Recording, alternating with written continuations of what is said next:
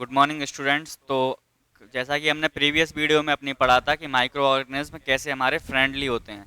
आज हम इस वीडियो में पढ़ेंगे कि कुछ माइक्रो ऑर्गेनिज्म कैसे हमारे लिए हार्मफुल होते हैं। तो उनके बारे में पढ़ना है हमें, हार्मफुल माइक्रो ऑर्गेनिज्म।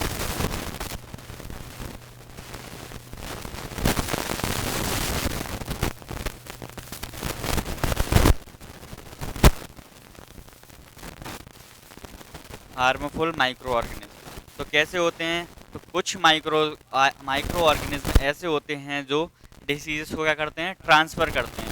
डिसीजेस को ट्रांसफ़र करते हैं कहाँ से कहाँ? एक इन्फेक्टेड पर्सन से कहाँ करते हैं, एक हेल्थी पर्सन में ट्रांसफ़र करते हैं। तो diseases causing micro organism are called pathogens. क्या होते हैं? ऐसे माइक्रो ऑर्गेनिज्म जिससे डिसीज होती है, जिनके कारण हमें डिसीज होती है। तो डिसीजेस कॉजिंग माइक्रो ऑर्गेनिज्म बोल सकते हैं इनको। इनको बोल सकते हैं हम डिसीजेस कॉजिंग माइक्रो ऑर्गेनिज्म। तो आपसे पूछा जाए कि जो कौन से माइक्रो ऑर्गेनिज्म होते हैं जो डिसीज करते हैं या डिसीज के कारण बनते हैं, तो उनको बोलते हैं हम पैथोजेंस। आगे बात होती है जैसे पैथोजेंस क्या क्या करते हैं। ये स्पॉइल फूड, क्लॉथिंग और क्लॉटिंग और लेदर, मतलब अपने जो फूड वगैरह होता है उसको ख़राब कर देते हैं, स्पॉइल कर देते हैं, और लेदर वगैरह होता है उसको ख़राब कर देते हैं। तो सबसे पहले अब हम पढ़ेंगे disease causing micro organism in humans. कि जो डिसीज़ काउजिंग माइक्रो ऑर्गेनिज्म थे, मतलब जो पैथोजेंस थे, ये ह्यूमन में क्या करते हैं और ह्यूमन को कैसे इफेक्ट करते हैं, ये अपने ह्यूमन बींग को कैसे इफेक्ट करते हैं। तो सबसे पहले आपकी बुक में जो लिखा है, microbial diseases that can spread from an infected person to a healthy person through air, water, food और physical contact are called communicable diseases. तो ह्यूमंस में ये क्या करते हैं, कम्युनिकेबल डिसीजेज होती हैं। जैसे कम्युनिकेबल, अब आपके मन में आ रहा होगा ये कम्युनिकेबल डिसीजेज होती क्या हैं। तो ऐसी डिसीजेस जो एक इन्फेक्टेड पर्सन से एक हेल्थी पर्सन में फैलती हैं बाय एयर, वाटर और फूड। किसके थ्रू फैलती हैं ये? या तो एयर के थ्रू फैलेंगी, या वाटर के थ्रू फैलेंगी, या फिर फूड के थ्रू फैलेंगी। तो ऐसी डिसीजेस को क्या बोलते हैं हम, कम्युनिकेबल डिसीजेस। और ये माइक्रो ऑर्गेनिज्म कहाँ क्या करते हैं, ह्यूमंस को इन्फेक्ट करते हैं, मतलब ह्यूमंस में, एक ह्यूमन से दूसरे ह्यूमन में डिसीजेस को ट्रांसफ़र करते हैं। तो जैसे कि बात करें, कुछ एग्जांपल्स हैं कम्युनिकेबल डिसीजेस के, जैसे कोलेरा। कोलेरा होती है, हैज़ा बीमारी होती है, इसका नाम होता है हिंदी में हैज़ा। और चिकन पॉक्स और टीबी, ट्यूबर क्लोसिस। तो ये सब बीमारियां जो हैं वो क्या हैं, हमारी कम्युनिकेबल डिसीजेज हैं। अगला बात करते हैं, वह ना person suffering from common cold sneezes. जब किसी को कॉमन कोल्ड होता है, तो जब वो छींकता है तो क्या होता है, उसके जो अंदर के माइक्रो ऑर्गेनिज्म हैं वो वाटर ड्रॉपलेट के साथ हमारी एयर में आ जाते हैं। अब वो वाटर ड्रॉपलेट के साथ हमारी एयर में आ गए तो क्या होता है, एयर के थ्रू वो ट्रांसफ़र हो सकते हैं। अगर सामने व्यक्ति खड़ा है या आसपास कोई पर्सन खड़ा है तो क्या होता है, वो जब सांस लेगा तो उसके बॉडी में वो एंटर कर जाएगा, तो वो माइक्रो ऑर्गेनिज्म वहाँ बीमारी को फैला देंगे। अब लिखा है, देन बूजो बोल रहा है आपकी बुक में, then how do you prevent the spread of communicable disease. तो आप कैसे प्रिवेंट कर सकते हैं कम्युनिकेबल डिसीज को, मतलब कैसे कम्युनिकेबल डिसीज से बच सकते हैं। तो हमें क्या करना चाहिए, खांसते या छींकते समय क्या करना चाहिए, अपने मुंह पे हैंकरचीफ का यूज़ करना चाहिए, रुमाल का यूज़ करना चाहिए। अब बात हुई है, there are some insects and animals which act as career.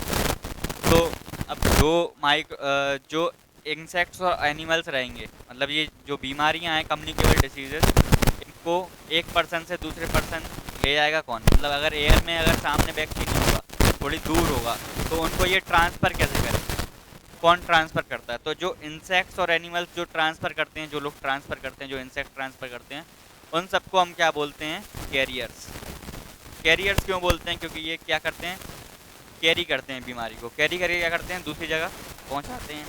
जैसे हाउस फ्लाई हुआ, house fly, the fly set on the garbage and animal excrete. तो जो हाउस फ्लाई होती है, मक्खी होती है, वो क्या करती है, कचड़े पे और गंदी चीज़ों पे बैठती है, फिर ये क्या करती है, आके हमारे फूड वगैरह पे जो अनकवर्ड फूड रहता है, तब ये अनकवर्ड फूड पे बैठती है तो क्या करती है, वहाँ से गंदगी ला के, वहाँ से डिसीजेज ला के यहाँ पे ट्रांसफ़र कर देगी, और जब फूड अपन खाएंगे तो क्या होगा, हमको डिसीजेज हो जाएंगी अलग अलग तरीके की। तो इसको क्या करना चाहिए, हमें अपने फूड को कवर्ड करके रखना चाहिए, कभी भी फूड जो आपका भोजन है उसको खुला नहीं छोड़ना चाहिए। सेकंड हम बात करते हैं फीमेल एनोफिलीज मॉस्किटो क्या करता है। एक तो बहुत कम्युनिकेबल डिसीजेज में दो डिसीजेज हैं जो बहुत ज़्यादा चलती हैं, एक तो हो गया हमारा मलेरिया और दूसरा हो गया डेंगू। तो मलेरिया और डेंगू में जो कैरियर्स होते हैं वो कौन होते हैं, ये देखना है। तो जो मलेरिया में जो कैरियर्स होता है, मलेरिया में जो कैरियर का काम करता है वो होता है हमारा फीमेल एनोफिलीज मॉस्क्यूटो। ये हमारा मलेरिया का क्या है, कैरियर है। अगर डेंगू की बात करें, डेंगू का जो कैरियर होता है वो होता है female aedes mosquito, female aedes mosquito. अब आगे हम बात करते हैं, why does the teacher keep telling us not to let water collect anywhere in the neighbourhood. कि हमारे जो बड़े होते हैं, हमारे जो टीचर्स होते हैं, वो हमें ये क्यों बोलते हैं हमेशा कि आपको कहीं पानी स्टोर करके नहीं रखना चाहिए खुले में, मतलब कहीं पानी जमा नहीं होने देना है।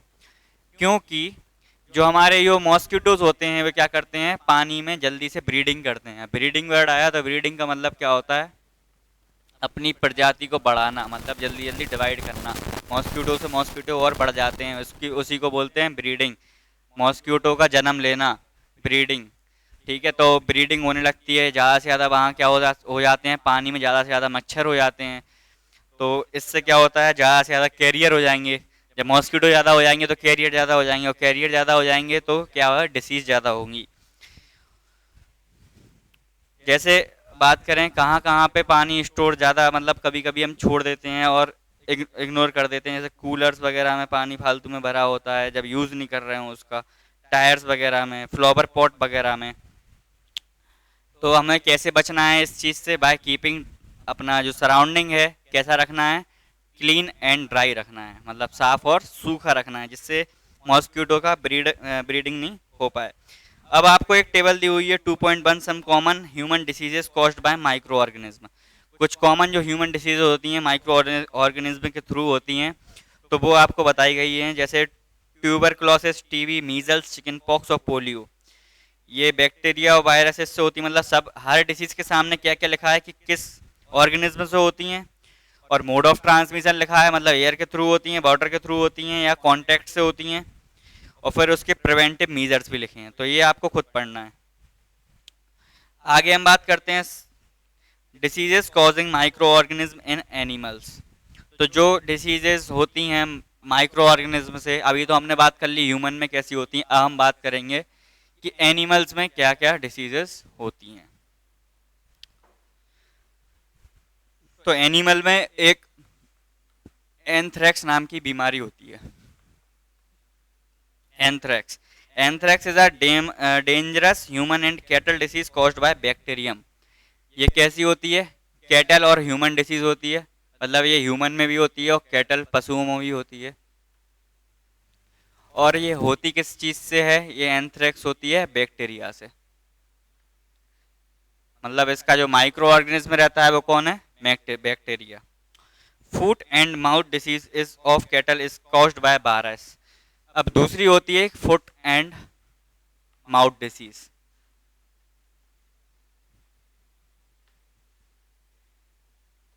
हमारे एनिमल्स में फुट एंड माउथ डिसीज भी क्या होती है, ये भी कैटल्स के अंदर ज़्यादा पाई जाती है, और ये होती है वायरस से। तो एंथ्रेक्स किससे होती है, बैक्टीरिया से, और फुट एंड माउथ डिसीज जो होती है वो होती है वायरस से। अब disease causing microscopes micro organism in plants. तो जो प्लांट्स में क्या क्या डिसीज होती हैं पढ़ना था, डिसीज रिड्यूस। तो प्लांट्स में कुछ माइक्रो ऑर्गेनिज्म क्या करते हैं, डिसीज करते हैं प्लांट्स में, जैसे कि वीट में, राइस में, पोटैटो में, शुगर केन में, ऑरेंज एप्पल, अदर्स। तो ये क्या करते हैं, the disease reduce the yield of crops. तो ये क्या करते हैं, प्लांट्स में क्या करते हैं, रिड्यूस कर देते हैं, क्या रिड्यूस कर देते हैं, यील्ड, कि उनकी जो खेती करने में जो क्या होता है, जो पहले जितनी अच्छे तरीके से खेती हो रही थी, मतलब जितने अच्छे तरीके से हम क्रॉप को उगा रहे थे, अब उतने अच्छे तरीके से हमारी फसल नहीं उगेगी, मतलब जो यील्ड है, जो हमारी फसल है वो कम कर देगा, जो डिसीज हो जाएगी। तो कुछ आपको कॉमन प्लांट डिसीजेस भी दी हुई हैं टेबल 2.2 में, जैसे सिट्रस कैंकर जो बैक्टीरिया से होती है, मोड ऑफ ट्रांसमिशन एयर है। रेस्ट ऑफ वीट जो फंजाई से होती है, मोड ऑफ ट्रांसमिशन इसका एयर और सीड्स दोनों हैं। Yellow vein mosaic of bhindi, ये ओकरा बोलते हैं इसको, और ये भी वायरस से होती है और इंसेक्ट्स के थ्रू ट्रांसमिशन होता है इसका। Use of certain chemicals which kill the microbes, तो इन डिसीज से अपन कैसे बचें, तो इन डिसीज से हम ऐसे बचेंगे कि हम कुछ केमिकल्स का यूज करते हैं, जिनसे क्या हो जाता है, हमारे माइक्रो ऑर्गेनिज्म हैं जो डिसीजेस कर रहे हैं प्लांट्स में, वो खत्म हो जाते हैं, किल हो जाते हैं। अब बात करते हैं अगला टॉपिक जो अपना है वो फूड पॉइजनिंग, कि ये फूड पॉइजनिंग होता क्या है।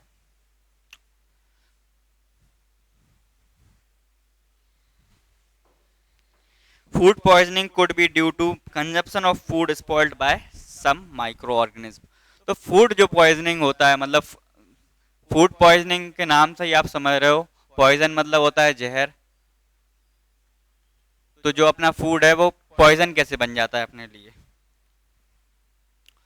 फूड पॉइजन ऐसे बन जाता है जब आप फूड कंज्यूम करते हैं, ऐसा फूड जो माइक्रो ऑर्गेनिज्म के द्वारा क्या हो सके, उसको स्पॉइल्ड कर दिया गया हो, उसको खराब कर दिया गया हो, और आप उस फूड को अगर कंजर्व करेंगे तो क्या होगा, आपको बीमारियां हो जाएंगी। वो फूड आपके लिए क्या बन जाएगा, अंदर बॉडी के अंदर जाके क्या बन जाएगा, पॉइजन बन जाएगा। Micro organism that grow on our food sometimes produce toxic substance. तो कुछ माइक्रो ऑर्गेनिज्म क्या रहते हैं जो हमारे फूड पे ग्रो होते हैं, वो टॉक्सिक सब्सटेंस प्रोड्यूस करते हैं, मतलब जहरीले पदार्थ प्रोड्यूस करते हैं। जैसे आपने देखा होगा ब्रेड पे, ब्रेड को आप कुछ टाइम तक रख देते हो तो उस पर फंजाई अटैक कर देती है, एलगी अटैक कर देती है, तो उससे क्या होता है, वो स्पॉइल्ड हो जाता है और वो टॉक्सिक केमिकल्स प्रोड्यूस होने लगते हैं। These make the food poisonous, causing serious illness and even death. इस वजह से क्या हो सकता है, सीरियस मतलब बहुत ज़्यादा बीमार हो सकते हो आप सीरियसली, और इवन आपकी डेथ भी हो सकती है। तो आपको फूड पॉइजनिंग से बचने के लिए क्या करना चाहिए, आपको फूड प्रिजर्वेशन करना चाहिए। तो अगला टॉपिक हमारा यही है कि फूड प्रिजर्वेशन होता क्या है। फूड प्रिजर्वेशन में हम पढ़ेंगे micro organism spoil our food, spoiled food emits bad smell and has a bad taste and changed colour. तो जो माइक्रो ऑर्गेनिज्म रहते हैं वो हमारे फूड को स्पॉइल कर देते हैं, और जो स्पॉइल्ड फूड रहता है हमारा, वो क्या हो जाता है, उसका टेस्ट भी चेंज हो जाता है, कलर भी चेंज हो जाता है, और स्मेल भी चेंज हो जाती है। But see notes that the mango pickle her grandmother make does not spoil for a long time. आपको एक बहुत अच्छी बात दी हुई है आपकी बुक में, कि जो अचार रहता है, पिकल रहता है, वो बहुत टाइम तक क्या रहता है, चल जाता है। और अगर आप रॉ मटेरियल में अगर आप मैंगो लोगे तो वो ज़्यादा टाइम तक नहीं चलेगा, रख दोगे तो खराब हो जाएगा। लेकिन जो उस मैंगो का अगर जो पिकल बनाओगे, अचार बनाओगे, तो वो ज़्यादा समय तक चल जाता है। ये क्यों हुआ, मैंगो क्यों नहीं चल रहा है ज़्यादा समय तक, और ये पिकल क्यों चल रहा है ज़्यादा समय तक, ये हम फूड प्रिजर्वेशन में पढ़ेंगे। तो ये इसलिए होता है क्योंकि पिकल में क्या होता है, हम ऑयल्स वगैरह का यूज़ करते हैं, और ऑयल्स वगैरह क्या हेल्प करते हैं, ऑयल्स वगैरह इन माइक्रो ऑर्गेनिज्म को ग्रो नहीं होने देते हैं हमारे फूड पे। तो इसी प्रोसेस को बोलते हैं प्रिजर्वेशन। केमिकल अब प्रिजर्वेशन के भी कुछ मेथड्स हैं, तो हम वन बाई वन सब मेथड्स पढ़ेंगे। जैसे पहला मेथड है chemical method. Salts and edible oils are common chemicals. तो जो हमारे सॉल्ट्स होते हैं और केमिकल एडिबल ऑयल्स होते हैं, मतलब ऐसे ऑयल्स जो हम खा सकते हैं, इन्हीं को तो यही कुछ केमिकल्स होते हैं जो हमारी प्रिजर्वेशन में मदद करते हैं। सॉल्ट और एसिड प्रिजर्वेटिव्स टू पिकल्स, और जो सॉल्ट और कुछ एसिड प्रिजर्वेटिव्स भी आते हैं बाजार में, जो हमारे अचार में डाले जाते हैं। पिकल में डाले जाते हैं। और कुछ ऐसे प्रिजर्वेटिव्स भी हैं जैसे sodium benzoate and sodium metabisulphite, ये कुछ कॉमनली नोन क्या है प्रिजर्वेटिव्स हैं। There are also used in the jams squashes to check their spoilage, तो ये जेम्स वगैरह में भी डाले जाते हैं। प्रिजर्वेशन बाय कॉमन सॉल्ट, अब हमें ये देखना है कि कॉमन सॉल्ट से कैसे प्रिजर्व कर सकते हैं हम अपने फूड को, कैसे बचा के रख सकते हैं, कैसे लंबे समय तक उसको चला सकते हैं। Common salt has been used to preserve meat and fish for ages, ये कॉमन सॉल्ट को क्या करते हैं मीट और फिश के लिए यूज करते हैं क्योंकि उनका बहुत लंबे समय तक हम रख सकें। Dry salt to check growth bacteria, और सॉल्ट हमारा कैसा होना चाहिए ड्राई होना चाहिए। Salting is also used to preserve amla, raw mangoes and tamarind, और जो सॉल्टिंग होती है, सॉल्टिंग जो मतलब सॉल्टिंग करते हैं मतलब उसको पूरे चारों तरफ किसी भी फूड के सॉल्ट लगा के रखते हैं। तो ये किस किस चीज़ों में यूज़ किया जाता है, आमला में भी यूज़ किया जाता है, रॉ मैंगोज में भी और टैमरिंड में भी। अगली बात करते हैं हम प्रिजर्वेशन बाय शुगर, कि हम शुगर से कैसे अपने फूड को प्रिजर्व कर सकते हैं। Use of oil and vinegar prevents spoilage of pickles because bacteria can not live in such an environment, तो ऑयल और विनेगर से हम अपने जो पिकल्स वगैरह हैं उनको उनके साथ रख सकते हैं, क्योंकि वो क्या करते हैं ऑयल बैक्टीरिया को ग्रोथ नहीं होने देते अपने एनवायरमेंट में।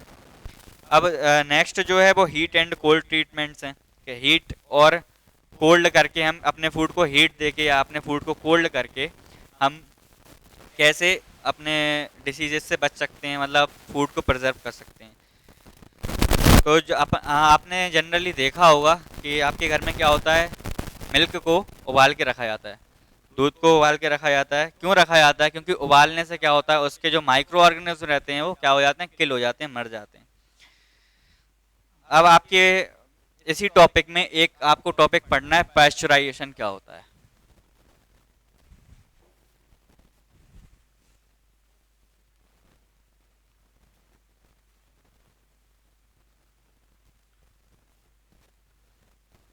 क्या होता है pasteurisation. Pasteurisation milk can be consumed without boiling as it is free from harmful microbes. तो पास्चुराइजेशन होता है, जैसे आपने देखा होगा बाजार में जो दूध के पैकेट मिलते हैं वो खराब नहीं होते ज़्यादा टाइम तक। क्यों नहीं होते, वो तो बॉयल भी नहीं किए जाते हैं फिर भी वो खराब नहीं होते। उन मिल्क को बोला जाता है पास्चुराइज्ड मिल्क। और ये क्या होते हैं, without boiling, free from harmful micro organism, the milk is heated to about 70 degree Celsius for 15 to 30 seconds and then suddenly chilled and stored. जो इसमें जो मिल्क रहता है उसको 70 डिग्री सेल्सियस पे अपन बॉईल करते हैं 15 से 30 सेकंड तक बस, और फिर सडनली चिल्ड कर देते हैं, अचानक से उसको ठंडा करके क्या कर देते हैं स्टोर कर देते हैं। बाय डूइंग सो, ये करने से it prevents the growth of microbes, तो ये क्या करता है माइक्रोब्स की ग्रोथ नहीं होने देता। This process was discovered by Louis Pasteur, तो इस प्रोसेस को उन्होंने डिस्कवर्ड किया था लुइस पास्चर ने, इसलिए उन्होंने इस प्रोसेस का नाम दे दिया पास्चराइजेशन। अब जो हमारा लास्ट इसमें है प्रिजर्वेशन में, वो है लास्ट है स्टोरेज एंड पैकिंग। तो स्टोरेज और पैकिंग क्या होते हैं। This days dry fruits and even vegetables are sold in sealed air tight packets. तो अपना स्टोरेज और पैकेट्स में क्या हो रही है, हमारी चीज़ें जो जितनी भी खाने पाने की चीज़ें हो रही हैं वो क्या आ रही हैं पैकेट्स में आ रही हैं। और वो पैकेट्स कैसे होते हैं, एयर टाइट होते हैं, मतलब उनमें सराउंडिंग से कोई कांटेक्ट नहीं होता, सराउंडिंग की जो एयर है अंदर नहीं जा पाएगी, अंदर की जो गैस भरी हुई है उसमें बाहर नहीं जा पाएगी। तो इससे क्या होगा माइक्रो ऑर्गेनिज्म एंटर नहीं कर पाएंगे, तो हमारा जो फूड है वो प्रिजर्व हो जाएगा, बच जाएगा लंबे समय तक। अब जो लास्ट टॉपिक है वो है नाइट्रोजन फिक्सेशन, नाइट्रोजन साइकिल, और कुछ क्वेश्चन है हमारी एक्सरसाइज में वो हम अगली वीडियो में करेंगे। आज के लिए इतना ही। Thank you, have a nice day.